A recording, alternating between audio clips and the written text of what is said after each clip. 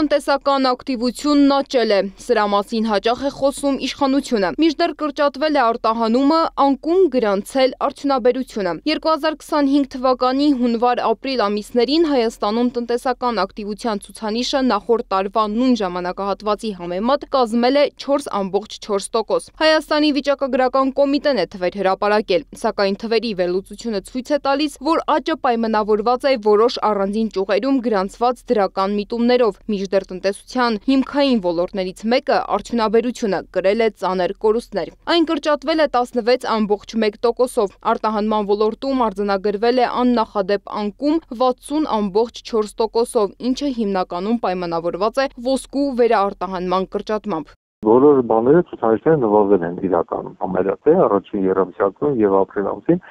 պայմանավորված են մի քանի գործոններով եւ թվարկեմ առաջինը Ամերիկայի նաև սանկցիաները եւ մաքսատուրքերը բացվածները նույնպես ազդեցին համաշխարհային տնտեսական տեմպի վրա եւ Հայաստանի արտաքին առևտուրը, որի մեջ պատմում է ներմուծումը եւ արտահանումը, նույնպես նվազել ոչ միայն Ռուսաստանի եւ ԵԱՏՄ-ի հետ կապված, այլ նաեւ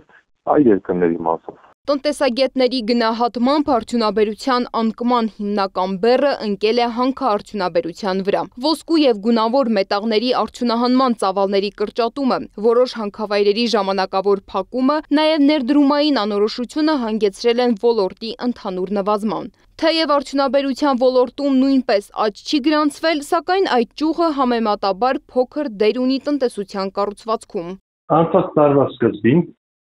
արդյունաբերության աճը ուռճացված է եղել։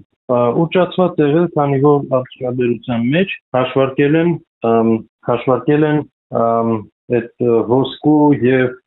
ադամանդի վերամշակումը, որը Հայաստանում բավական տեխնիկական բնույթ է կրել եւ հիմնականում ինքնիրենով ներկայացել է ռուսական թանկարժեք մետաղների եւ քարերի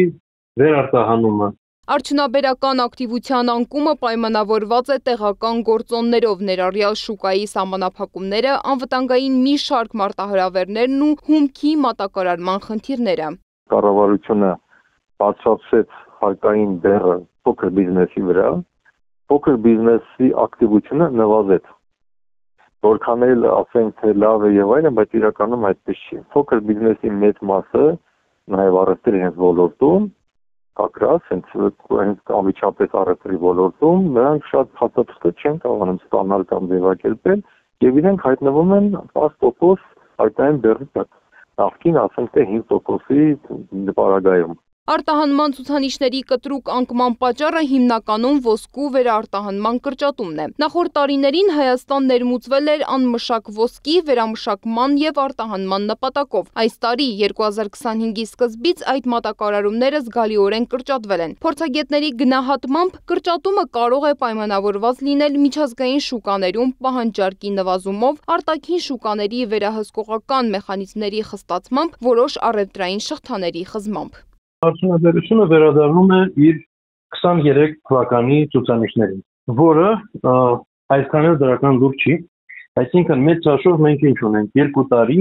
արդյունաբերությունը չի աճում։ Եթե մենք չհաշվենք այն ոչ իրական աճը եւ ոչ իրական նվազումը, որը հիմա կա, մենք ուղղակի նկատում ենք, որ արդյունաբերությունը չի աճում։ Տնտեսությունում առաջացած խնդիրներն էլ դառնալու են թանկացումների եւ աշխատատեղերի փակման պատճառ։ Մանր ու միջին բիզնեսներն արդեն կանգնել են խնդիրների առաջ։ Որոշները փակվել են, իսկ մյուսները ամեն 5 շաբթի կառավարության շենքի դիմաց իրենց հարցերի լուծման հետևից են գնում։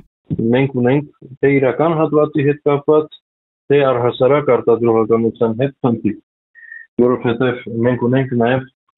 ծառայությունների արտահանման հետ կապված խնդիր, ոչ միայն ապրանքների, եւ դա վերաբերվում է երկու հիմնական գծի, որը ունենք, դա IT-ն եւ տուրիզմն է, եւ երկուսն էլ ճգնաժամային վիճակում են եղել ամբողջ 24 թվականին եւ 25 թվականի սկզբին ևս։ Եվ այսպիսով թանկ դրամի պատճառով Հայաստանի տնտեսության մեջ կուտակվել է որոշակի ճգնաժամային պոտենցիալ։ Թվերը ցույց են տալիս, ընդհանուր տնտեսական ակտիվության աճը պայմանավորված է մի քանի ճյուղերում գրանցված ժամանակավոր աշխուժությամբ, մինչդեռ արդյունաբերության անկումն ու արտահանման կրճատումը կարող են լուրջ հետևանքներ ունենալ երկարաժամկետ հեռանկարում։ Մասնագետները նշում են, որ առանց արդյունաբերության վերականգնման եւ արտահանման խթանման տնտեսական ակտիվության աճը կդառնա կեղծ վստահության աղբյուր։